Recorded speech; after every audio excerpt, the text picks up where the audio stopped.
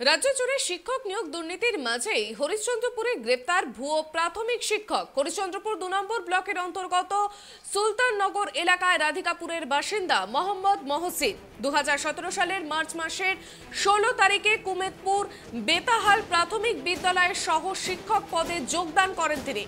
৭ থেকে ৮ মাস শিক্ষকতা করে এক মাসের বেতন ১৭,২৭৬ টাকা তোলেন।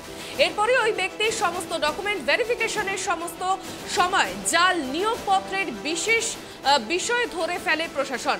বন্ধ করে দেওয়া হয় তার বেতন এবং পরবর্তীতে বেতনের জন্য ওই ব্যক্তি হাইকোর্টের দ্বারস্থ হলে তদন্তের ভিত্তিতে তার আবেদন খারিজ হয় ও পাল্টা তার নামে গ্রেপ্তারি পরোয়ানা জারি হয়। বুধবার রাতে তাকে গ্রেপ্তার করে হরিশ্চন্দ্রপুর থানার পুলিশ। ধৃত মোহাম্মদ মহসিনকে বৃহস্পতিবার চাঁচল মহকুমা আদালতে তোলা হয়েছে। ক্যামেরার সামনে ওই ভুয়ো শিক্ষক অভিযোগ করেন তার কাছে ৪ লক্ষ টাকা নিয়ে চাকরি করে দিয়েছিলেন মোথাবাড়ির এক তৃণমূল নেতা শেখ গিয়াসউদ্দিন।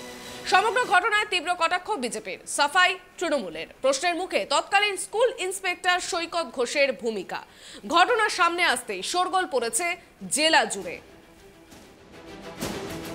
হরিশ্চন্দ্রপুর ২ নম্বর ব্লকের অন্তর্গত সুলতাননগর গ্রাম পঞ্চায়েতের রাধিকাপুর গ্রামের মোহাম্মদ মহসিন বেতাহাল প্রাইমারি স্কুলে চাকরি করতেন এবং ইদানিং সেই চাকরিটা ভুয়ো বলে প্রমাণিত হয়েছে।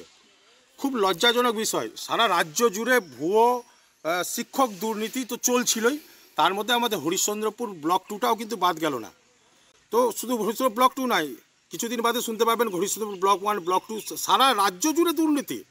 তো আর উনি নাকি তৃণমূল কর্মী, আবার নিজেকে প্রমাণিত করেছেন, নিজেই বলেছেন উনি তৃণমূলের সাথে যুক্ত, তৃণমূলের কর্মী। এবং শেখ গিয়াসউদ্দিনকে, মোথাবাড়ির শেখ গিয়াসউদ্দিনকে উনি নাকি ৪ লক্ষ টাকা দিয়েছিলেন এই চাকরির জন্য। তারপরে সে প্রথম ১ মাসের বেতনও পান উনি।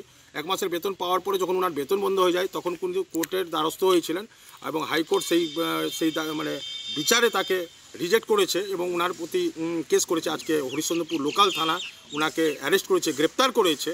তো স্বাভাবিক কথা, সারা রাজ্যের জুড়ে টেলিভিশনের পর্দা খুললে, খবরের কাগজ পড়ে, সোশ্যাল মিডিয়া, সামাজিক মিডিয়া, ইলেকট্রনিক মিডিয়া, সমস্ত রাজ্যের জুড়ে মধ্যে ভুয়ো ভুয়ো ভুয়ো ভুয়ো ভুয়ো সিভিক পুলিশ দেখা যাচ্ছে, ভুয়ো শিক্ষক দেখা যাচ্ছে, ভুয়ো ভিডিও প্রমাণিত হয়েছে। নেতা মন্ত্রীদের মেয়েরা, জামাইরা চাকরি পাচ্ছে, স্বজন পোষণের লোকরা চাকরি পাচ্ছে। তো স্বাভাবিক কথা, এই রাজ্য একদিন শুনতে পাবেন এই যে যেমন ভুয়োর মুখ্যমন্ত্রীও হয়তো তৈরি হয়ে যাবে আমাদের রাজ্য, সেটাও কোনোদিন বাদ যাবে না।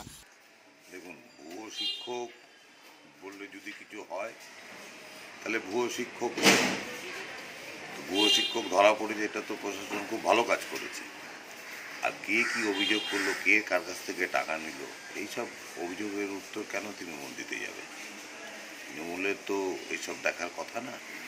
আর যে ভুয়ো শিক্ষক আবার কীভাবে টাকা দেয়, সব কিছু একটা ব্যাপারটা কেমন গোলমেলে ব্যাপার। আর এটা নিয়ে শুনেছি একটা কোর্টে একটা মামলা সংক্রান্ত ব্যাপার। সুতরাং দলের এই ব্যাপারে বক্তব্য নেই। আইনের পথে চলবে।